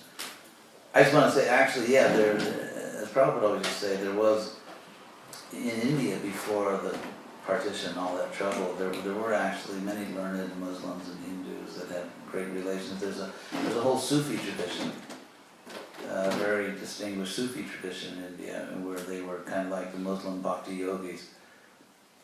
And, you know, there's the Emperor Akbar, the Mughal emperor, who actually was, really enthusiastic about Hinduism and Islam and bringing things together. So there were great moments. And then, of course, there were people who were not so enlightened.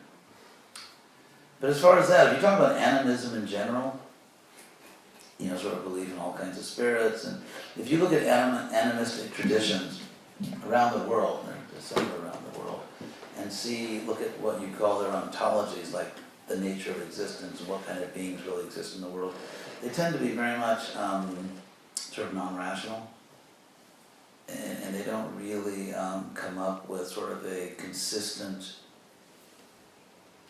logical account of what's out there. It's just sort of like ad hoc, like a typical thing, an animistic thing is that I wrote a paper on this at UCLA that they'd say I was walking through the forest and I saw a very bright parrot, and that parrot was actually my aunt. And then the parrot, flew onto the ground and became a jaguar. The jaguar is my uncle. And then my uncle, went home, and so it's just, and there's no patterns. Like if you put all the stories together, or I had a big thick book which had all these stories. If you put all the stories together, there's no discernible like laws or principles operating. It's just everything's like very random, and anything can be anything, and so it's sort of pretty philosophical and. You can actually see a progression where you go, let's say, from animism up to something like polytheism. And if you look at polytheisms all around the world, they have to have more principles, like you actually start to discern like rules or consistencies and everything, but still it's not really philosophical, there's just some kind of discernible structure to the ontology. And they always say, interestingly, polytheistic systems always tend to allude to some higher truth which is above the gods and goddesses, but not really well defined. And then you start to get into forms of theism, and anyway, so I think if you actually, again, not talking about this religion versus that one, but if you look at categories, like different, almost like an evolution of human conceptualization, how human beings conceive of the metaphysical or the supernatural, you can see actually an evolution into more and more coherent, structured, rational ways of talking about this, the metaphysical. So, thank you all very much, and you're actually a great group. And my first time in Scotland, and I'm having a great time. Scottish people are really wonderful. So, thank you very much.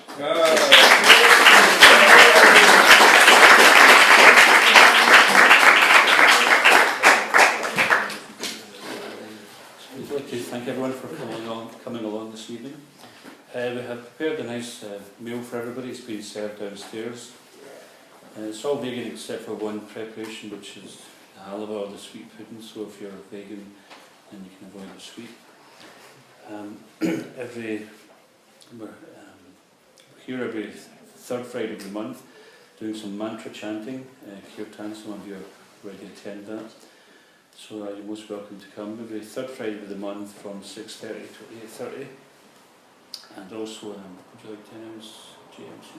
Yes, we have a regular program at the Grand Elementary Centre, which is in Gorgie. And on Tuesdays 6:30 to 8:30 and Sundays 3 till 6. So we're always there, and we've got various different programs that we have on Facebook. Oh, books. Yeah, here comes the American infomercial. Yeah, this is my latest book that just came out. Soon to be a major motion picture. And anyway, it's about the Mahabharata, so you're all welcome to take a look. Thank you.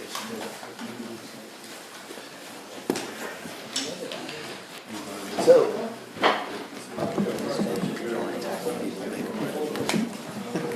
hey, why don't you sell the books?